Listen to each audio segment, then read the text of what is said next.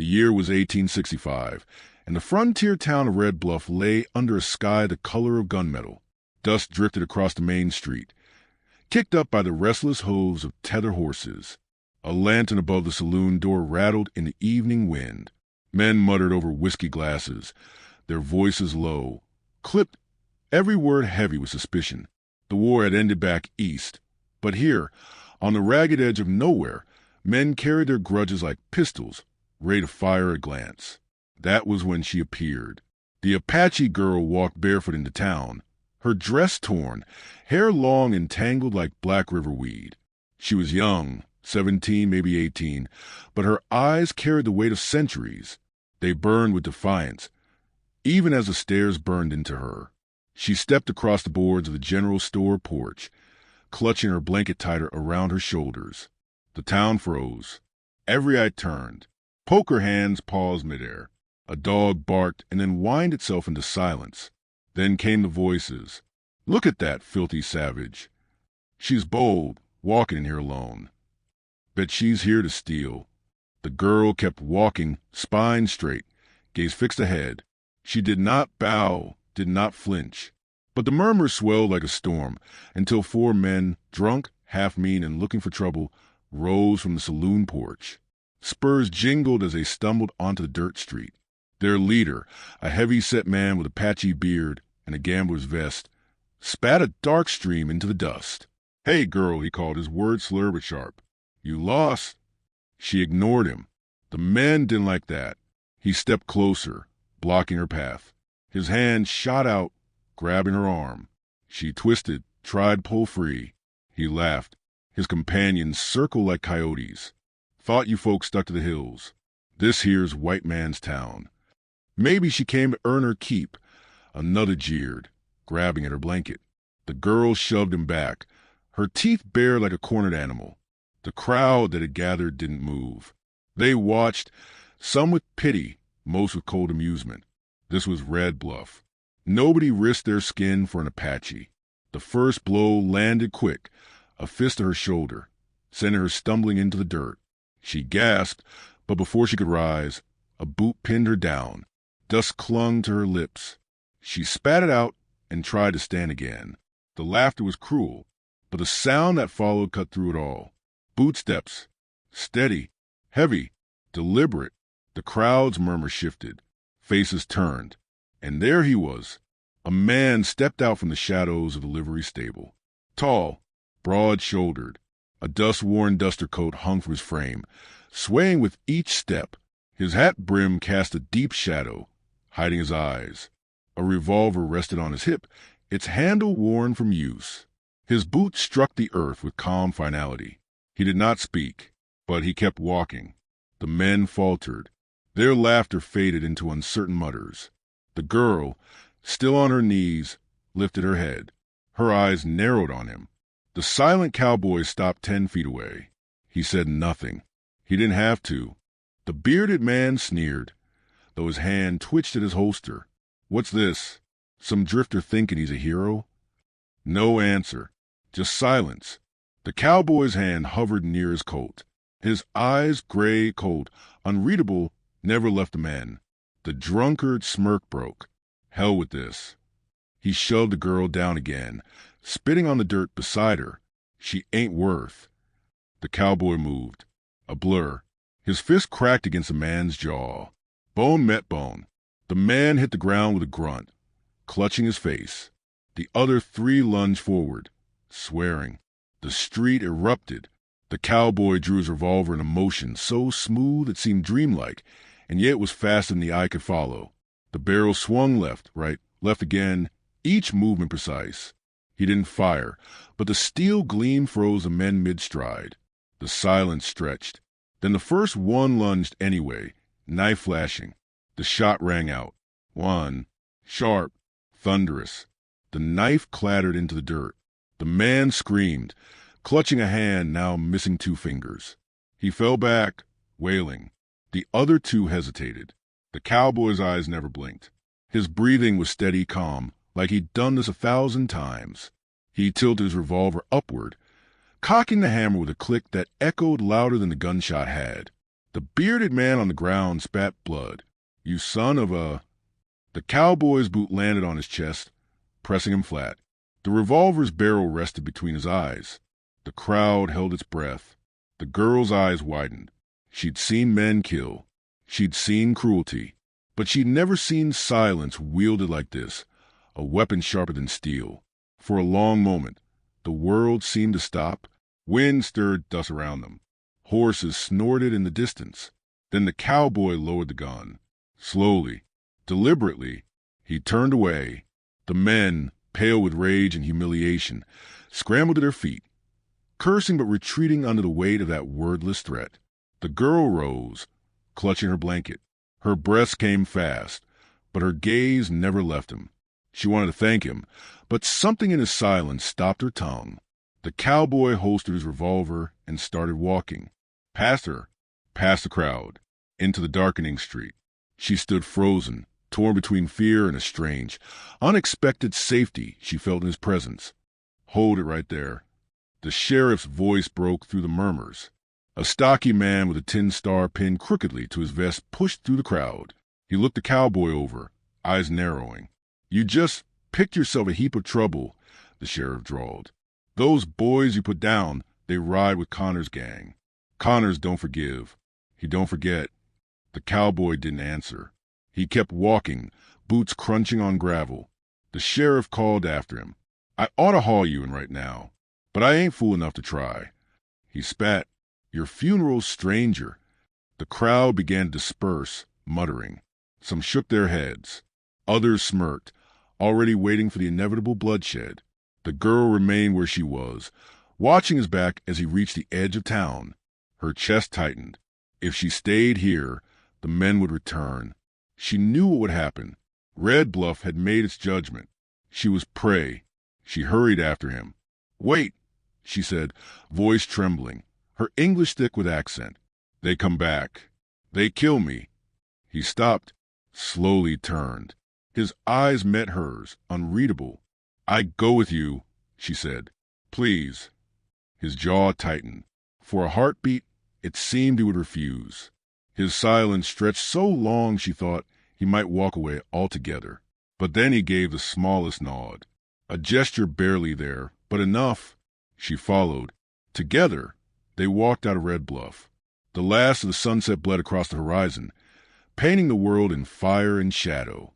Behind them, the sheriff watched, shaking his head. Somewhere inside the saloon, a man whispered to another, "Connors are here, 'bout this by dawn." The girl pulled her blanket tighter, keeping close to the cowboy's shadow. She did not know his name. She did not know his past. But something inside told her he was her only chance. The silent cowboy kept walking, eyes on the horizon, never looking back. The night swallowed them both, and Red Bluff whispered with the promise of vengeance. Dawn broke pale and cold over the open land, the kind of dawn that made a man feel the emptiness of the frontier in his bones. The sky stretched wide and merciless, painted in strokes of pink and gray, while the earth below seemed endless, sagebrush plains rolling toward distant ridges of red rock.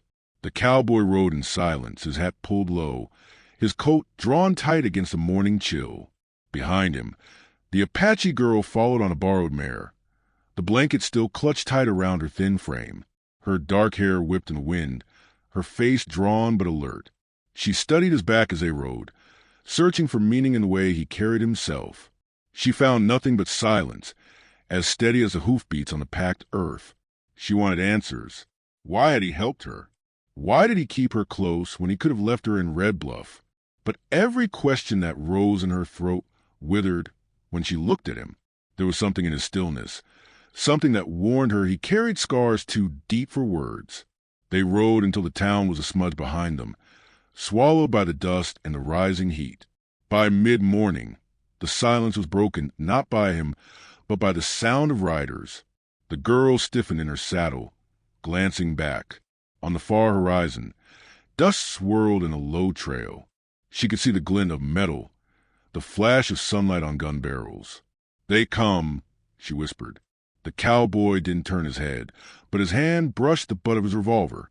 His pace quickened. The girl followed, her heart pounding like a drumbeat in her chest. The riders closed in, 6 of them at least, their horses kicking up clouds, their shouts carried on the dry wind. The girl's throat tightened. She had seen pursuit before, soldiers hunting her people through the canyons. But there was something more merciless in these men. She looked at the cowboy again, hoping for a word, a command, anything. He gave none. But when he finally glanced back, his eyes were calm, hard as stone, and that calm steadied her trembling hands. The chase had begun. The thunder of hooves grew louder. Dust rose around them, choking, blinding. The girl coughed, squinting against the grit. The cowboy veered left, guiding his horse into a narrow wash cut deep into the earth by old rain. The girl followed, ducking low as brush clawed at her blanket. The gang hooped and hollered behind them, voices sharp with hunger for blood. Bullets cracked the air, whining past. Dirt kicked up near the girl's horse, spattering her with grit. She flinched but kept riding. The cowboy twisted in his saddle, his revolver already in hand. He fired once. The shot echoed off the walls of the wash. A rider fell back, clutching his chest. The others cursed, spurring harder. The girl's heart raced. She clung to the reins, teeth clenched. The canyon walls closed in tighter, forcing them single file. She could hear the men behind, so close their voices cut like knives. One gunman pushed ahead, yelling as he raised his rifle. The cowboy dropped low, the bullet snapping overhead, then rose again with deadly precision. His revolver barked once more. The rider toppled sideways, crashing into the wash wall. His horse screamed and bolted. The girl gasped, her stomach turning at the sight, but there was no time to dwell. Another bullet tore past, grazing her mare's flank. The horse screamed, nearly bucking, but she held firm. The wash opened suddenly into a wide, dry riverbed, sun glaring off pale stones. The cowboy urged his horse faster, hooves pounding on the cracked ground. The girl followed, lungs burning, eyes stinging. Then more shots. Close now. Too close. She looked back. One of the men had gained ground, his face twisted with rage, his pistol spitting fire. Without thinking, she grabbed a stone from the riverbed, hurling it with all her strength. It struck the man's temple. He reeled, cursing, his aim shattering skyward. The cowboy looked back, saw what she'd done. For the briefest instant, his gray eyes softened. Not thanks, just acknowledgement. But in that look, she felt something shift. They broke from the riverbed into the shadow of a canyon wall. The gang slowed, wary of ambush. Their shouts echoed, promising vengeance. For now, the chase was over. But the girl knew it was only the beginning. By nightfall, they had made camp high in the hills, where twisted pines clawed at the sky and coyotes called across the ridges. A small fire crackled between them, its light flickering over stone faces and restless shadows. The girl crouched close to the flames, warming her hands.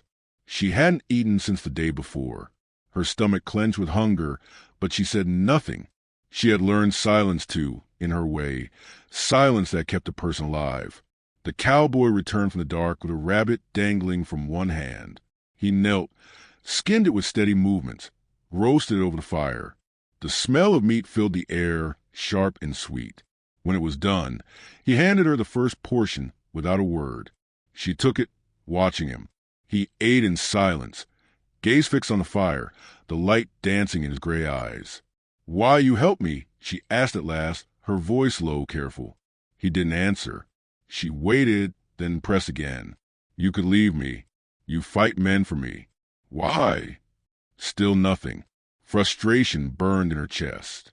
She wanted to shake him, to tear the silence from his lips. But then she saw the way he sat, shoulders heavy, like a man carrying more than his share of ghosts. She bit back her anger. Instead, she told her story. "My people, they camp near river. Soldiers come. Kill many. My mother, my brothers, gone. I run, walk many days. I come to town. I think maybe someone help." She shook her head bitterly. "But no one help. Only you."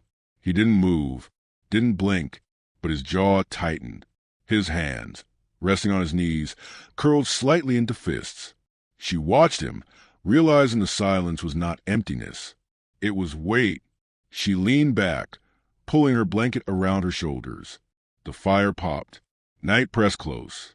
At last, she whispered, "You don't speak, but maybe you listen. That is something." He lifted his gaze to hers. For a moment, they stared across the fire, two survivors bound by unspoken things. The wind howled through the pines, carried with it the promise of more pursuit. Somewhere down the valley, a wolf howled in answer. She shivered, but not only from the cold. She knew the gang was not finished. The bounty on the cowboy's head would draw others too, men hungrier, deadlier.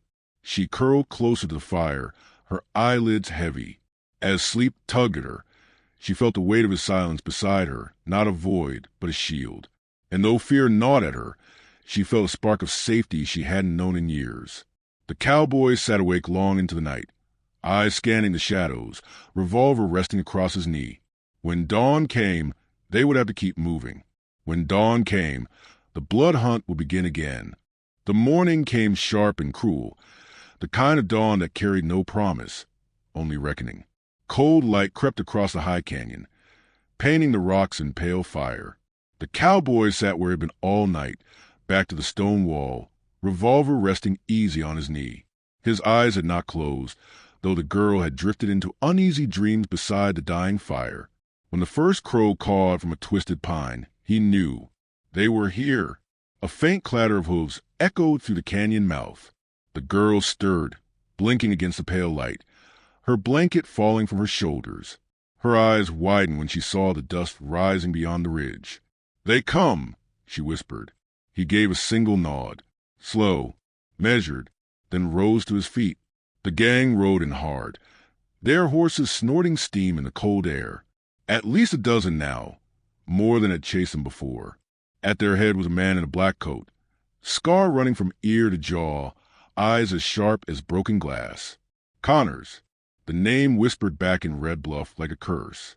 The girl's stomach tightened at the sight of him. The cowboy's jaw set like iron. Connors reined up in the canyon floor, his voice carrying in the morning air. "You killed my men, stranger. You think you can spill their blood and just ride off?" The cowboy said nothing. He stood tall, revolver loose at his side, his silence cutting sharper than any insult. Connors laughed, cold and mirthless. "I don't know who you are. Don't care. All I know is you're a dead man. And the girl, too." His eyes slid to her, full of promise and cruelty. "Maybe we'll have some fun with her first." The girl's breath caught. Rage burned in her, hot as fire, but fear shook her bones. The cowboy stepped forward, placing himself squarely between her and the gang. Still silent, still calm. Connors spat. "You think you can stand against 12 of us alone?" The cowboy cocked the hammer of his Colt. The click rang out, echoing across the canyon walls. Then it began. Gunfire split the air, deafening. Horses screamed. The canyon filled with smoke and thunder. The cowboy moved like a shadow, his revolver barking in sharp bursts. Each shot precise, each movement measured. Men fell from their saddles, their screams echoing off stone. The girl ducked behind the rocks, heart slamming in her chest. She wanted to hide, but something inside refused. She grabbed a fallen rifle, clumsy in her hands, but held it tight. Bullets shattered stone inches from her head. She bit back a cry, peering over the rock. One of Connor's men was flanking left, rifle raised. She didn't think. She fired. The recoil nearly knocked her flat, but the shot struck true. The man tumbled from his horse, the rifle clattering beside him. She gasped, the weight of what she'd done heavy already. But when she looked up, the cowboy was watching her, just for a breath, just long enough for her to see respect in his eyes. The battle raged. Connor shouted orders, his men firing wild, trying to pin the cowboy down. But the silent gunman was relentless, shifting from cover to cover, his revolver a blur. He took a wound across the arm, blood soaking into his sleeve, but he didn't falter. The girl scrambled to his side, pressing against the rocks. "They will kill us both," she hissed. He didn't answer. His eyes never left Connor's, who now advanced to the smoke, revolver drawn, teeth bared in a wolf's grin. The gang was thinning, the canyon floor littered with bodies and dying horses. But Connor still stood, a beast among men, fury burning in his eyes. And the cowboy knew it would come down to him and Connor's. The air stilled, the gunfire fading to echoes. For a moment, all was silence but the crackle of burning brush. Two men faced each other across 20 paces of blood-stained earth. One silent, one snarling. The duel was set. Connor's boots crunched on the gravel as he stepped forward, revolver spinning once his hand before steadying. His grin showed yellow teeth. "You got skill, I'll grant you," he called. "But skill don't save a man from the inevitable. I run this land. You're just another ghost waiting to fall." The cowboy's eyes narrowed. His revolver hung steady at his side, barrel dark with smoke. His silence pressing like a storm. The girl crouched behind the rocks, her breath shallow. Every nerve in her body screamed to move, to act, but she knew this was not her fight. This was his. Connors laughed, trying to break the stillness. "You ain't got nothing to say, stranger?" No last words. The cowboy shifted his stance. That was all, and Connors fired. The shot cracked the morning, whistling past the cowboy's hat brim. Dust exploded at his boots. But the silent man didn't flinch. His arm lifted, smooth as water, and his Colt roared. Connors staggered, clutching his side. He snarled through the pain, raised his gun again, fired wild. The shot ricocheted off stone. Another crack from the Colt. Connors dropped to one knee, blood pouring through his fingers. Rage twisted his face, yet still he tried to rise, tried to fire again. The cowboy's final shot ended it. Connors fell back into the dirt, his revolver slipping from lifeless fingers. The canyon went still. The girl rose slowly, the rifle slipping from her trembling hands. She stared at the fallen man, then at the cowboy, who stood bleeding but unbowed, smoke rising from his Colt. For a long moment, the silence was absolute. Then the cowboy holstered his weapon and sank to one knee, his strength faltering at last. The girl rushed to him, tearing her blanket into strips to press against his wound. Her hands shook, but she worked fast, her face pale with fear. "You cannot die," she whispered fiercely. "Not after all this." His gray eyes met hers, and for the first time she heard his voice, rough, low, a whisper dragged from the depths of his soul. "Words didn't save my family." He coughed, blood on his lips, but kept speaking. "Only steel did." Her heart twisted at the broken truth in those words. She pressed harder on his wound, her tears blurring the world. "Then let steel bring you to tomorrow," she said. He didn't answer, but his eyes softened just slightly, and that was enough. They sat together in the blood-soaked canyon, two survivors bound by silence and fire. Around them lay the ruin of Connor's gang, the echoes of violence fading into the morning air.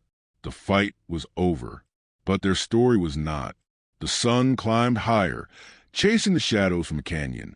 The cowboy rose unsteadily, leaning on her arm. His face was pale, but his eyes burned with the same steady fire as before. She helped him to his horse, then mounted her own. Together, they rode out of the canyon, leaving the dead behind. The land stretched before them, wide and endless. They didn't know where the trail would lead, only that it would carry them away from this blood-soaked place, towards something unknown, something waiting beyond the horizon. And for the first time since she had met him, the girl felt that the silence between them was not emptiness. It was promise.